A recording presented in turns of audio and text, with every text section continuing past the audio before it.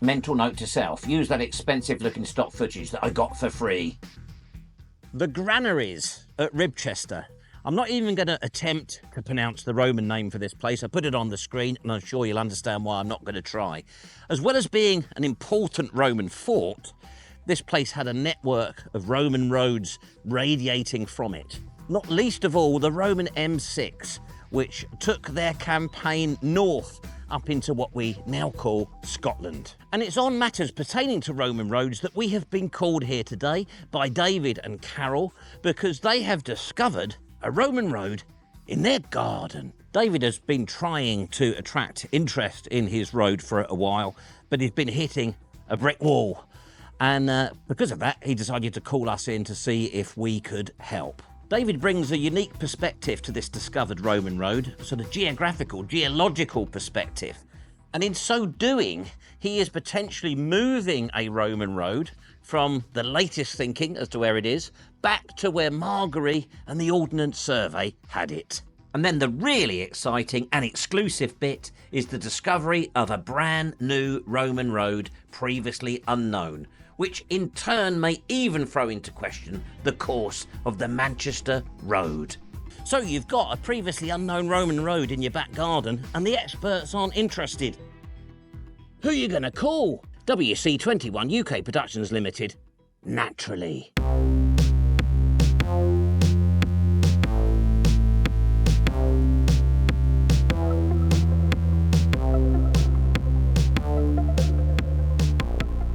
When David and Carole contacted me to say that they had a previously unknown Roman road in their back garden, I became even more convinced that we are becoming the new time team. They live in a converted former pub close to Ribchester Bridge, and in actual fact, Margary refers to that pub in his description of the route. The road from the north side of the fort, running east to Little Town, probably represents the course to the point where the Ribble is crossed, just south of the Detably Arms. I bet AI made a right hash of that pub name, and probably Margary's voice too. Their discovery is at right angles to that Ilkley road, and it throws into doubt the Roman Roads Research Association's current view that the river crossing was here along a former course of the river, subsequently moved over the following centuries. It's actually moving the crossing point back to where Margary and the Ordnance Survey have it. David actually thinks that his road is the Ribchester to Manchester road, and that's a pretty controversial thing as well. Naturally, I packed my antiquarian bags without further ado and set off to investigate. So thanks, David, for inviting me to your lovely home just outside Ribchester. And you have found a Roman road in your garden and nobody seems to be interested in it. So you've contacted us. We are very interested in it. Without further ado, let's get out in the rain and have a look at it. So I'm now in David's garden and I'm looking at his discovery. It really is quite fantastic. Let's have a look at it. This last winter has been exceptionally wet, and over the winter we started developing pools of water in the field, and you can see two dark spots approximately 25 yards in front of us. When the land dried out in approximately May of this year, we suddenly got new levels in the field, and we saw the mound between. So what we've actually found is a Roman road with the agger at either side. And the ditches are really clear, aren't they? The ditches are absolutely clear. They must be, probably nearly a foot lower than the highest point. And the width looks good as well, doesn't it? As you stand here, whether this will come across on camera, I don't know, but the width as you stand looking at it is just, perfect, isn't it? It's approximately, 7-8 metres? Yeah. So, David, you're now stood in the middle of your Roman road that you've discovered. Yes. You can see it. The width is really good, isn't it? Now, you've owned this property for quite a long time.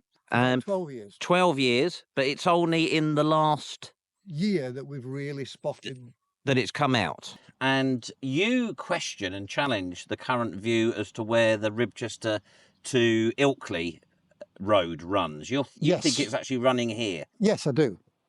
For two basic reasons. First of all, to our right, we have a definitive point where the Roman road was discovered when they created a car park I read about that, yeah. at Salewheel Wood. In the opposite, in exactly 180 degrees to that, we have the old Roman ford, which is approximately 200 yards from where we are now. Yep. And then another 100 yards beyond that, we have a definitive Roman road where a house was being developed and they found cobbles Right. for the road. So everything lines up between the 100-yard point on the opposite side of the river, the ford, and the point at Salewheel Wood.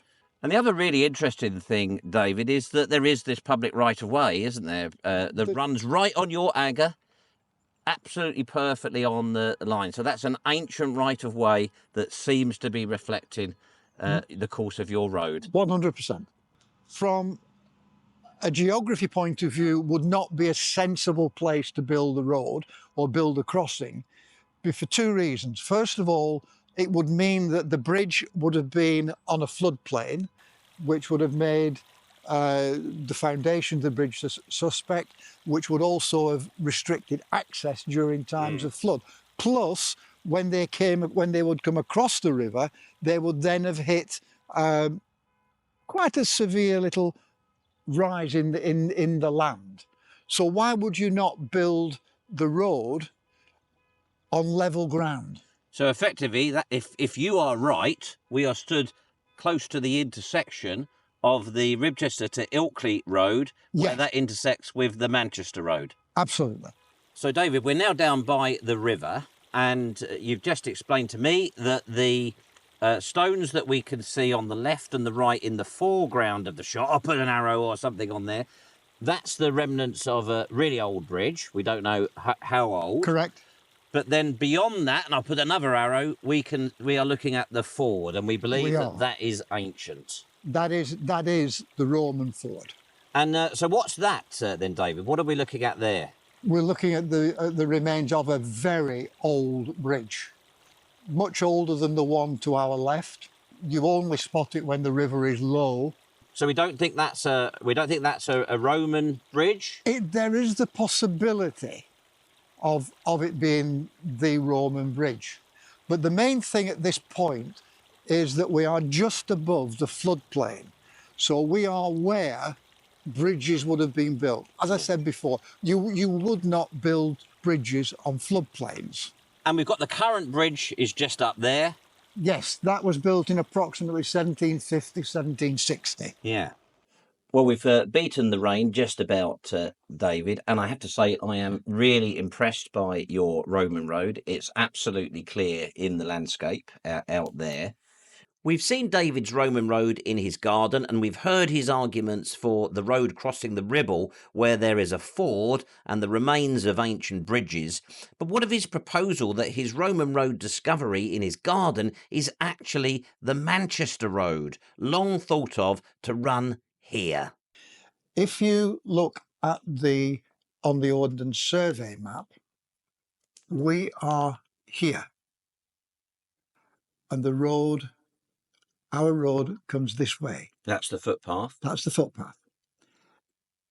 If you then follow this footpath in this area, Yep, we've got some hedge lines as well, which then leads us up to the Roman road, which is definitive by LiDAR. by LiDAR. Yep. The reason why I suggest that this is the probable route is because it is the one of easy access. Because we have high ground here, and we've got a valley that runs up in this direction. It's great to see David's passion for his ideas based on science. And one thing is for sure, he's definitely got an unknown Roman road in his back garden. How lucky is he? And I'm sure when David comes to eventually market his house, that's going to add thousands to the value.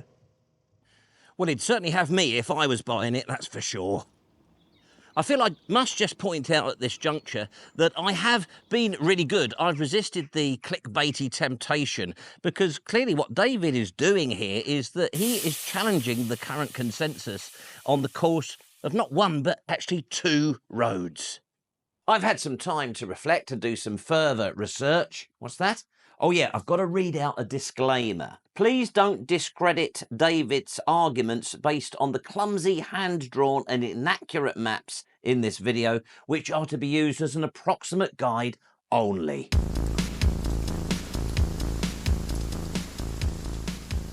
Let me just show you this. I asked ChatGPT to create a thumbnail for this video showing David and myself on a Roman road.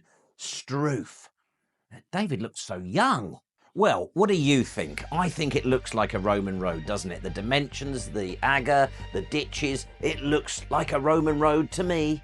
Interestingly, the Ordnance Surveyed map of 1844 seems to show David's Roman road existing in a more defined form at that time. And David tells me that the field was used as a cricket pitch for many years, which would explain its disappearance, and now it is returning. Let's have a look at the LiDAR then, and you can see the road is quite clear, isn't it, in a couple of fields there. But look, it even goes on into the next field, to the bottom of this sort of way up the hills, and possibly it's showing itself there, climbing up the side of that valley. But behind the rear hedge line, it really isn't visible anymore.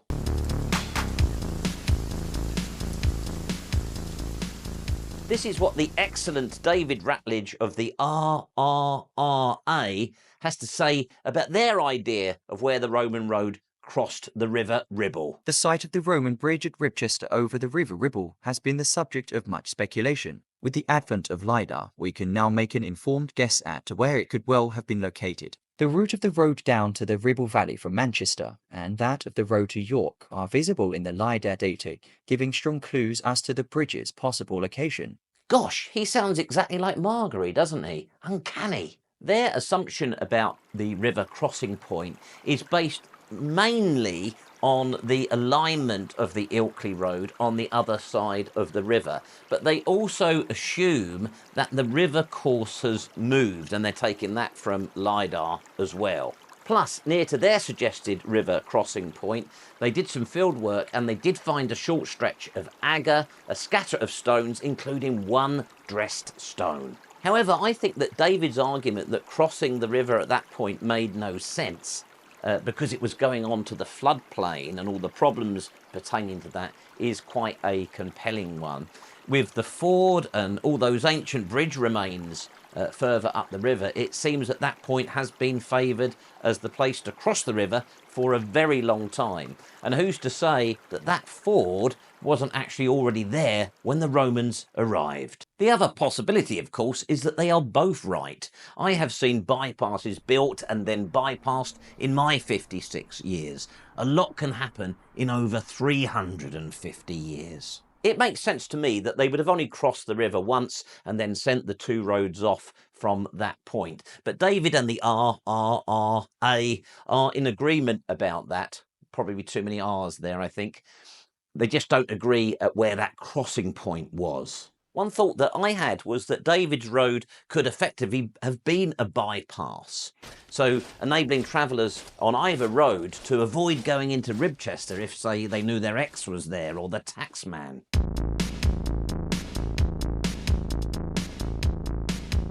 But I'd like to thank David and Carole for inviting me to have a look at their Roman road in the garden, and to David for explaining his rationale, his reasoning as to what is going on here. So do you remember that thing we need to do now, David, to end the video? So it just leaves me to say thank you to everybody for watching. Please like and subscribe.